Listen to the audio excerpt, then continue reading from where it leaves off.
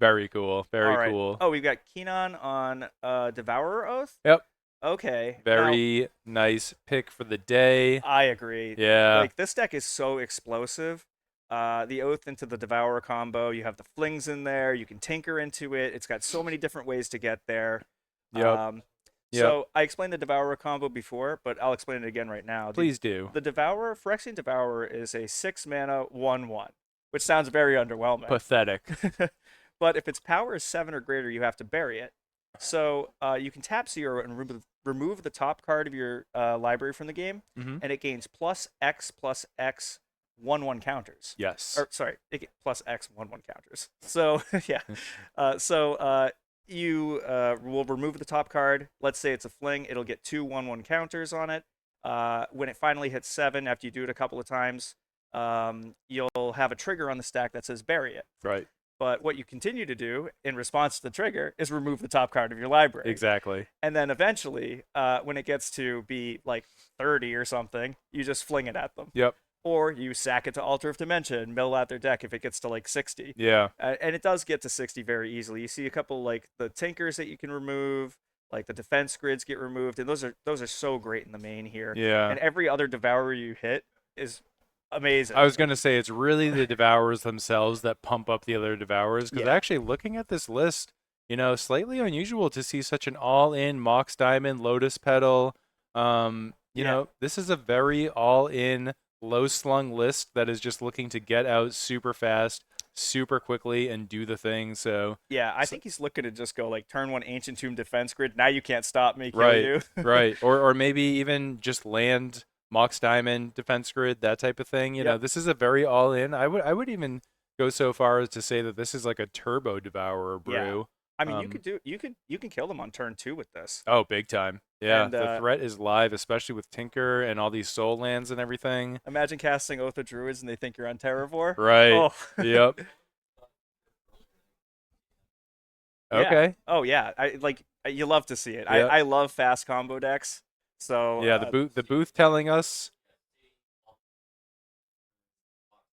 okay. Yeah. The booth telling us that this deck was on camera earlier and got that turn Did have a two. turn So 2, yeah. yeah, No, that's so great. I love pretty Crystal Vein quick in for there. pre-modern. All On the right. other side, Chris Tolar, Our, Enchantress aficionado, living legend of the deck, and yeah. here we go, baby. Yeah. Argothian Enchantress is amazing because it can't be the target of spells or abilities, so you can't just burn it away. Mm-hmm. And then every enchantment you cast, Enchantress's presence, now you're drawing a card. You cast Exploration, you're drawing 2 cards. Yep. This deck Very, is very awesome. notable that the enchantments don't even need to resolve. This is a Yeah, cast trigger. So every time that you even cast an enchantment, you're going to be drawing the cards off of it. If your opponent wants to counter it, big whoop, you already drew a card. You probably drew 6 cards because we're playing Enchantress. right. Um, Sterling Grove is so great in this deck, especially with the Opalescence. It oh, just big makes time. all of your enchantments huge, or untargetable, and you put a Parallax Wave on the board, wipe their side, start swinging in. Right. It ends the game very quickly once you get there. Yep. So Um, so for those not familiar or as familiar with this deck too, what Chris is essentially looking to assemble is the Opalescence Parallax Wave combo. This is going to basically give him infinite removal, and it's also going to turn all of his enchantments into creatures and allow him to turn them sideways and get in there. So when those two are assembled, he'll be able to exile all of his opponent's creatures, and then he'll be able to attack with the shields down and everything and get in there. yeah, Um, and Sterling Grove is so good in this deck. It's like the MVP card, I oh, think. big time. Yep. Being able to sacrifice it, so it Sterling Grove says 1 green, 1 white. It's an enchantment. All other enchantments you control can't be the target of spells or abilities. Tap one, sack it. Search your library for an enchantment card and reveal it. Shuffle your library and put it on top of it. So it has its own built-in e-tutor. Right, and that's really potent when you have all these draw triggers off your presences and your enchantresses. Yeah, The other thing that's pretty notable here is solitary confinement, which says you skip your draw step. At the beginning of your upkeep, you discard a card, then you skip your draw step. You can't be the target of spells or abilities, and prevent all damage that would be dealt to you. So essentially, when this thing is down, literally as it says, you are in solitary confinement. You cannot be targeted. You cannot be damaged, and you make up for this discard downside by just drawing so many cards. Right. And there's actually also some tricks that you can do with once Opalescence is down, and you have Parallax Wave out, and the Solitary is a creature. There's like tricks that you can do where like you blink it To out of flicker it. play. Yep. Yeah. But we're not going to get quite that deep. No. We're going to go into the action. I really like those 4 Sarah Sanctum, honestly. Yeah. I think going all in on the Sarah Sanctum is so nice. A lot of Yeah. people cut it down to 3. Right. But just being, once you rip it and then you have a second one and you go tap the first one, play the second one, tap the second one, it's lights out. Yep. And here we go, man. And wow, Kinan was my opponent in round 2. Oh, was he really? Yeah. Wow. Yep. Kinan and I played round 2. Nice. I was able to get it on him, but we had great games. Great dude. So he's 6'1" and you're the 1? Right. Yeah. That's awesome. Yeah. Man. That pretty much makes me one of the top, 16 finalists right now. Yeah, surely.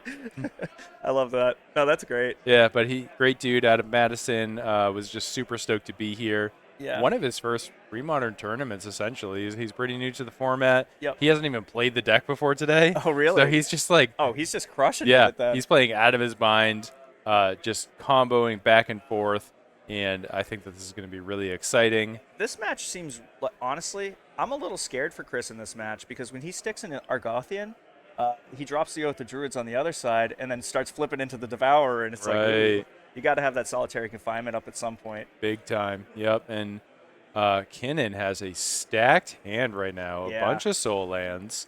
He's got the altars. Turn 1 altar. Yep. I saw a Tinker in there as well. Yeah. So we might be looking at turn 2 here, folks. Very possibly. This could be it. He's got the Fling as well. He's got a Lotus Petal. Yeah. All sorts of gas. We probably should have highlighted the fact that Chris hit his turn 1 Miri's Guile, which allows him essentially to look at the top 3 cards during every single upkeep and put them back in any order. It is a card that is super important for Enchantress. Yeah. Hitting land drops is so essential, and big card for the deck. Yeah, it's kind of your extra Sylvan libraries. It's maybe not as good, but since you're drawing all these cards from Enchantress anyway, Yeah. like you can kind of having the 1 green mana cost is actually really important in Right. this deck. Big time. And I think that Chris actually thinks that it's better than library. But you know what? We can't dwell on that too much because Kinan is about to go Super Saiyan here, runs out another land, and it looks like we're going to get a Tinker on the Lotus Petal. Yeah, because that Chris, Devourer can just sit there on the board as a 1/1 until you need it. Right. Well, so.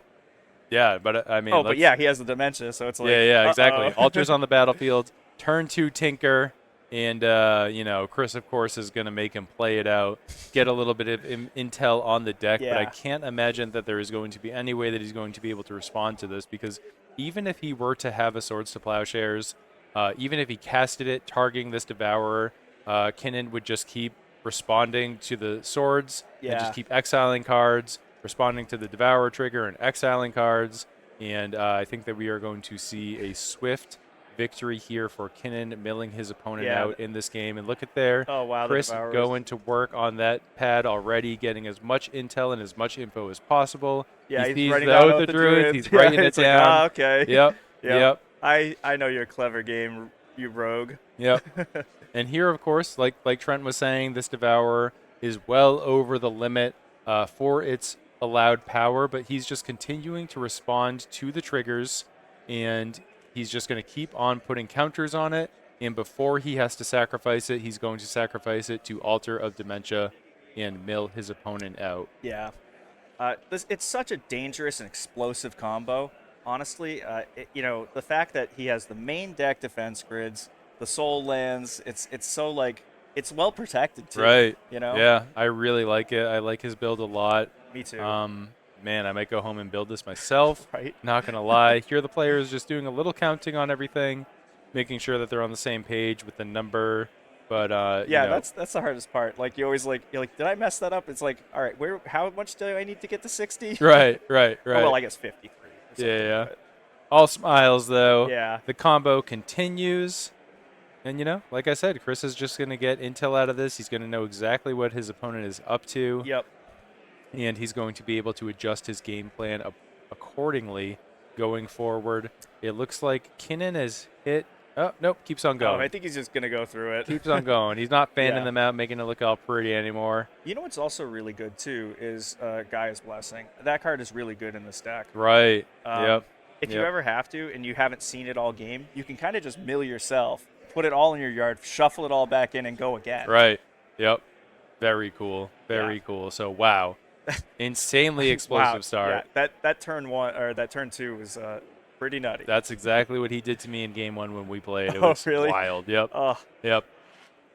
it's Uh, brutal because some decks just aren't prepared for it. Like into goblins, that just is so oh, destructive. yeah, exactly. Yep. And I think that Enchantress is another deck that, like, he's probably pretty happy to be seeing across the way. Like, not a ton of interaction, no counter spells. You know, Enchantress is going to have to play to the board, maybe run out something like a fast seal of cleansing, but, like, there's a lot of targets. Yeah. And this is going to be a tough match, I Yeah. think, for Enchantress. I think he might be the underdog. I wonder if you cut. Oh, you can't really cut defense grid here because you still need an artifact on board to tinker into it sometimes. Mm-hmm. So he kind of wants to leave his artifacts like pretty dense in the deck. Right, right. And I saw him pulling the Oath of Druids forward. Yeah. Now he's having to think on it. You know, like I said, he was telling me that he's basically never played this deck before, so he's probably going to have to make some tough decisions about what to cut. But Yeah. so after Chris has seen those Oath of Druids, do you think that he is likely to take out Enchantress? Um, Probably not. It's the main engine of his deck, but he probably sandbags it for a while and looks for the Enchantress's presence first. Right. Yeah. But that's why I think Kinan is bringing in the seals of cleansing to get those off the board, force him into that line, and then just win after that. Yeah. And it looks like he's pulling those oaths forward again. You know, it seems like a It's a good good card in the question. matchup, but tough deck to sideboard with, no doubt. I mean, Yeah. you need to have such a high concentration of artifacts to reliably tinker. You know, you can't tinker away your Altar of Dementia, so you always have to have something else out there that you're tinkering, and a lot of those tinker targets are also mana sources that you might need to utilize. Yeah. So, I see an him pulling interesting out two puzzle. other Oath of Druids. Yeah, I think it looks like it is those that are coming out. And makes sense. Yeah. I mean, there's only what, like 4 creatures in Chris's deck, but then you can wait till he opalescences, but at that point he can't be the target of spells or abilities. Right. Oh, So wow. Yeah. Good call. Good call. Our yeah, producer notably taking a well-deserved break from the booth. yeah, So we're not going to be able to cut the sideboards quite yet, but if this goes to a game 3, we'll absolutely get those up on screen and yeah, see what these dudes are working with. yeah. This is a matchup that I really like. I tried playing Devourer combo, which was just like blue red, like Yeah. Tinker Devour, like Tinker Fling. But I really like the Oath in here. I think it's so good into the aggro matchups that they don't. You just don't give them any no quarter. Right. Exactly. Yeah, Like I'm a big fan of it. I like, and a lot of the older Devourer Oath decks were like very greedy with the amount of like colored spells that they were playing. yeah, This one is much more streamlined, and also, those Mox Diamonds, like, you're yeah, gonna be hitting your colors when you need them with this build. Like, yeah. this is a really nice list coming out of Madison. Hot tech from the Mog Squad. Interesting. Yeah, his hand looks like it's got a couple of soul lands. He's got that defense grid. I don't think that does too much for him here, but he's still like, you got to think about it. Yep. Like Yep. those Chrome Spheres are really good with the soul lands because you can just add a couple of mana, check your next cards, cast whatever else you want. Yep. But yeah, I think that's a hand you send back. Right. Yep. Both players Looks like here. both Mullen. Yep, going down to 6. Feels better when your opponent mulligans as well. Yeah. Nice sigh of relief as you are not 2 cards behind. Yeah, and it is like it's one of those things where Chris needs a solution to it, and Kenan needs the kill. Yep. So mulling here is like, at least if they both do it, it's okay. And the more that Kenan mulls here, the better it is for Chris. Definitely. Like even if they're both mulling down to the same number, Yep. like Chris can just drop a Wild Growth, the next turn drop an Agrothian Enchantress, hoping he doesn't mull to an Oath, which we know that he took out. Right. But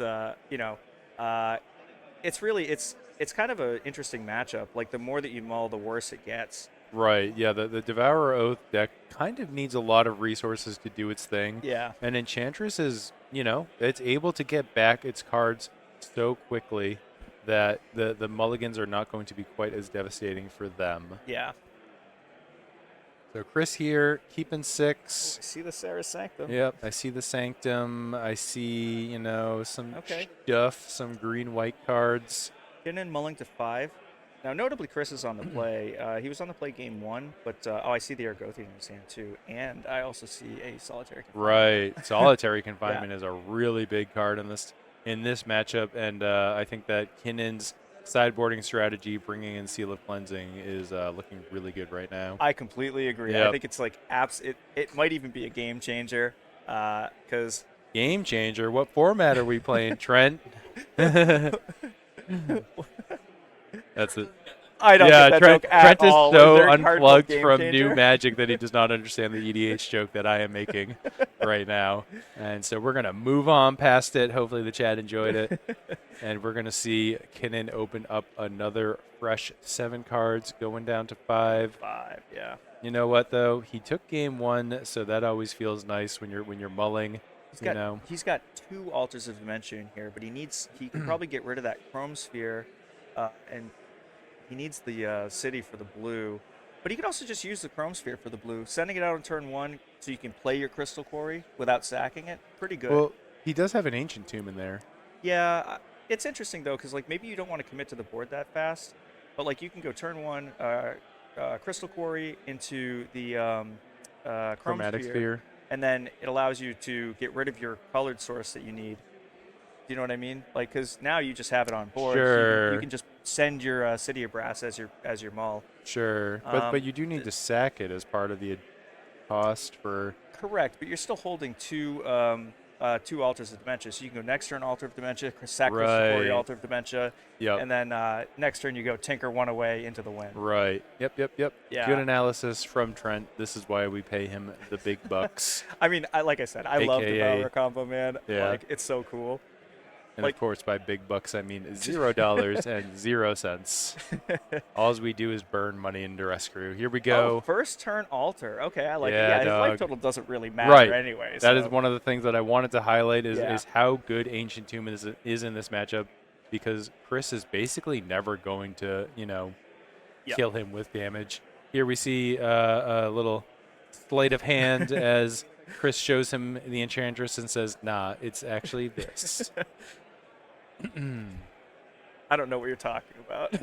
Yeah, what Enchantress? Yeah. Never met her.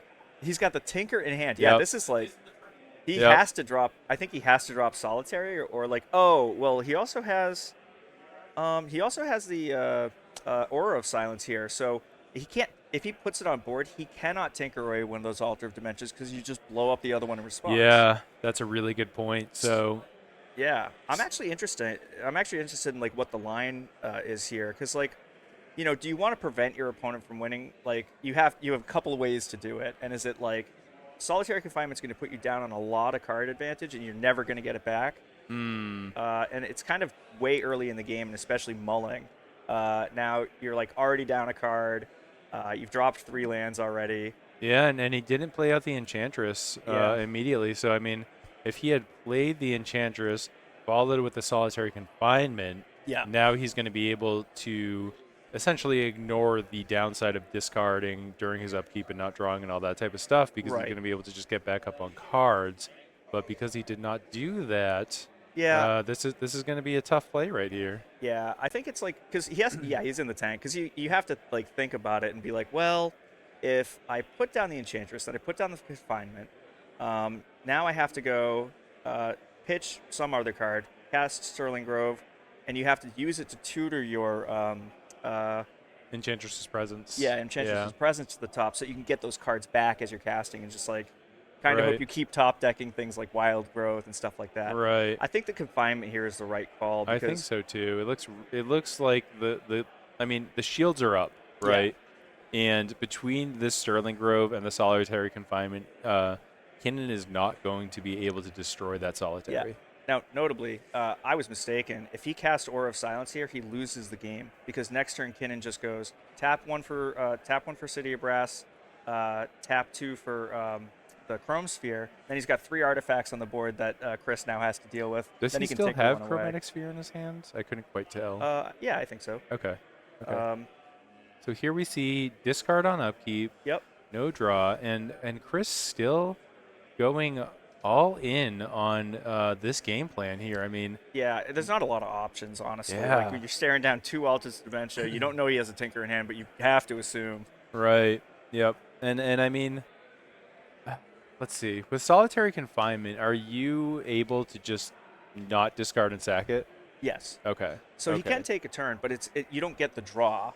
Oh, right. Yeah, Okay. 'cause skip your draw step, so it Yep. makes it a little tough. Yep. So you essentially are time walking yourself. Yes, correct. Okay. Yeah, but it looks like he's trying to put something else on top. I saw him look at an Enchantress present and be like, I kind of need this. Right. Um, Yeah. Wow. What a tough spot to be in right yeah, here. honestly, it's probably a Seal of Cleansing. You have to destroy his artifacts, get him off the board so he can't tinker them away. Yeah. Yeah. Chris Tolar, though, no doubt Oh, going to show us how it's done. okay. Going after the second Aura of Silence. That Kinnan gives a chuckle because this card is so good against it's artifacts really and good. enchantments. For the viewers, this costs, this Aura of Silence makes your opponent's artifacts and enchantments cost an additional 2 colorless, and you have the option to sacrifice it to destroy an artifact or an enchantment. It is, of course, not symmetrical, so it doesn't make Chris's enchantments cost more. It only forces his opponent's artifacts and enchantments to cost more. So, powerhouse of a card in this matchup for sure. Oh, do you get a draw step? It looks like you do. Okay. Oh, Yeah. maybe I was mistaken. I haven't played Enchantress in a while. It's been a long Sure. time since Yeah. since Legacy days. Honestly, yeah. Yeah, I haven't played it in a long time either. So, Kenan just looking at cards here. All right, all right. Yeah, those Ancient Tombs are really putting in work against those Auras of Silence, though. Right. Yep. Like, he gets to cast the Sphere. uh, does he? Oh, maybe he doesn't have a Sphere in play. Or in his hand. Yeah, Okay. all right. Oh, I saw the other card that he has in his hand. What is... It's called Fling. Oh, that's actually so Wow. brutal. So, Yeah, so it's, now he has the multiple ways to win. yep. Oh, Yep. I think, I folks, the writing think is on that the is wall. it. He Yeah, exposes wow. his hand, a handshake. that is one of the fastest matches I've ever seen in my life. Honestly, that was wild. Yeah. That was wild. This Devourer deck is looking insane.